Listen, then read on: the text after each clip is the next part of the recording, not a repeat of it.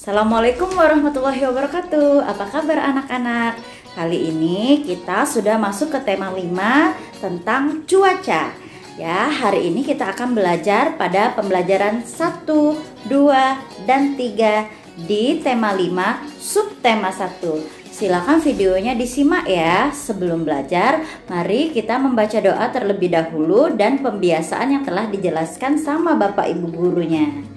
Baiklah anak-anak, langsung saja dibuka, diambil ya bukunya tema 535 tentang cuaca. Silahkan langsung dibuka pada halaman 2. Mari membaca. Siang itu cuaca mendung. Mada dan Titus sedang bermain sepeda. Ketika masih asik bermain, tiba-tiba langit menjadi semakin mendung. Tak lama kemudian hujan pun turun dengan deras. Sesekali diselingi suara petir. Mada dan Titus segera mencari tempat untuk berteduh dan mengakhiri permainan. Beberapa saat kemudian, hujan mulai reda. Mada dan Titus pulang ke rumah. Mereka langsung mandi dengan air hangat agar tidak demam dan masuk angin. Di halaman selanjutnya, halaman 3.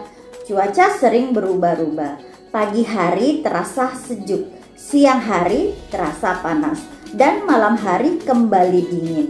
Amati gambar berikut, pasangkan gambar cuaca dengan keadaan yang sesuai. Anak-anak silakan diberi garis, pakai penggaris ya biar rapi. Silakan diisi anak-anak. Selanjutnya kita akan belajar mengenai pecahan. Mengulangi kembali ya nak ya, lebih tepatnya karena kita sudah sering belajar pecahan. Apa itu pecahan? Masih ingatkah? Pecahan adalah bagian dari keseluruhan. Ingat, bagian dari keseluruhan ya. Masih ingat? Untuk mengingat kembali, mari kita lihat ilustrasi pecahan berikut ini. Bagian yang diwarnai merupakan sebagian dari keseluruhan. Contoh selanjutnya, Doni memiliki 1 pizza. Pizza dipotong dengan bagian yang sama, dipotong menjadi 8 bagian. 3 bagian diberikan kepada Anton. Pecahan yang tepat untuk Anton yaitu 3/8. Sedangkan pecahan untuk Doni 5/8. Mengerti anak-anak ya? Perhatikan pecahan berikut, 1/2 atau 1/2 atau setengah. Angka satunya dikatakan pembilang, sedangkan angka 2-nya bagian bawah itu dikatakan penyebut. Ibu Rindi rasa anak-anak masih mengingatnya ya. Sekarang coba buka bukunya pada halaman 6 dan 7. Pada halaman 6 sudah dijelaskan ya, sama yang sudah Ibu Rindi jelaskan tadi, bahwa angka yang di atas itu adalah pembilang dan angka yang di bawah adalah penyebut. Mari kita langsung saja perhatikan contoh soal. Ada contoh cerita pada halaman 7, ada 1, 2, 3, dan 4. Titus telah makan potongan dari sebuah apel. Berapa bagian apel yang dimakan oleh Titus? Dilihat ya bagian apel tuh. Lihat udah digigit tuh sama Titus ya. Nah, sedangkan keseluruhan apel ini bagiannya ada 4, 1, 2, 3, 4. Sedangkan yang dimakan Titus hanya 1. Jadi berarti pecahan yang tepat adalah 1/4 ya. Boleh ditulis anak-anak ya bukunya. Soal kedua, Anton memotong rotinya menjadi 4 bagian. Anton ingin membaginya pada keempat temannya. Setiap anak mendapatkan berapa bagian? Karena rotinya ada 4 potongan dan temannya ada 4 juga, temannya Anton ada 4 juga ya. Jadi masing-masing teman Anton mendapatkan 1 roti ya. Oke, karena 4 dibagi 4 adalah 1. Artinya pecahannya sama 1/4. Boleh ditulis ya anak-anak. Selanjutnya soal nomor 3. Ratna membawa roti bolu. Dia membaginya menjadi 8 bagian, dibagikan kepada 8 temannya. Berapa bagian roti boldus setiap orang? Sama seperti tadi, rotinya ada 8 yang akan dibagikan kepada 8 temannya. Berarti setiap teman Ratna mendapatkan 1 bagian dari 8 potongan roti ya. Boleh ditulis. Soal keempat, Fatima membawa buah pir ke sekolah. Ia ingin membagikannya pada Titus. Dari 1 buah pir, berapa bagiankah yang akan dimakan Fatima? Tuh, berapa yo?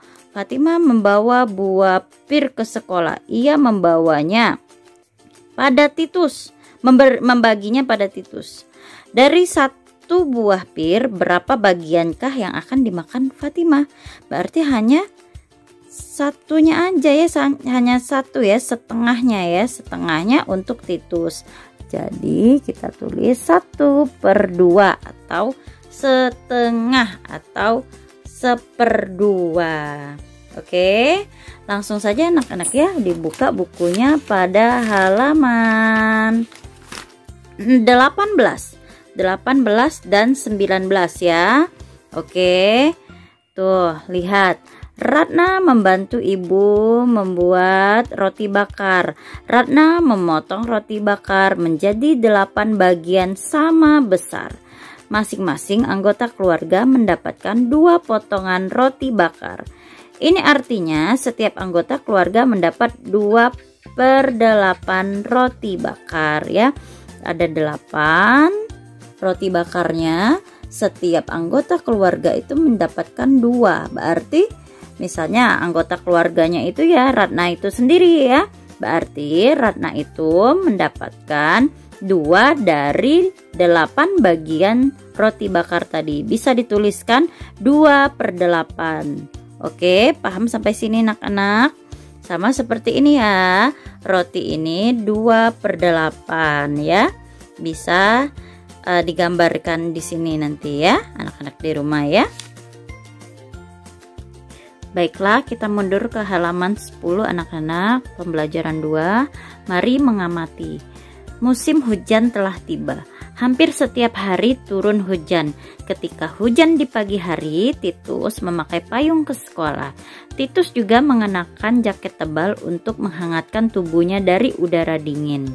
Nah, cuaca sering berubah-berubah. Pagi tadi ketika Titus berangkat sekolah, cuacanya sedang hujan, sehingga Titus mengenakan payung dan jaket. Namun, pada siang hari cuacanya berubah menjadi panas. Dapatkah kamu menjelaskan apa itu cuaca? Nah, anak-anak, apa itu cuaca? Pada buku kalian pada halaman 11, cuaca adalah keadaan udara di suatu tempat. Cuaca di setiap daerah dapat berbeda-beda ya. Selanjutnya kita lihat pada halaman 12. Di sana ada bacaan Festival Makanan Daerah. Namanya festival berarti makanan yang disediakan atau yang dipamerkan tentunya berbeda-beda ya. Dalam hal ini makanannya, temanya makanan daerah ya. Anak-anak tentu tahu kita di daerah Sumatera Selatan, tepatnya di Palembang, makanan khasnya adalah pempek ya. Sedangkan untuk daerah lain pun memiliki makanan khas sendiri. Walaupun berbeda, akan tetapi kita harus tetap rukun dan kompak. Nah anak-anak, pada halaman 14 apa yang dilakukan oleh Titus? Nah, Titus sedang menirukan gerakan burung bangau dengan keseimbangan kaki kanan dan kaki kiri diangkat secara bergantian. Seru sekali sepertinya ya. Nanti akan kita praktekkan pada pembelajaran selanjutnya. Sekarang kita buka bukunya pada halaman 20 ya. Mari membaca.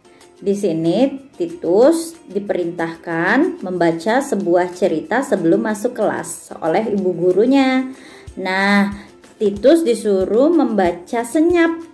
Apa itu membaca senyap? Membaca senyap itu berarti membacanya dalam hati tanpa bersuara ya.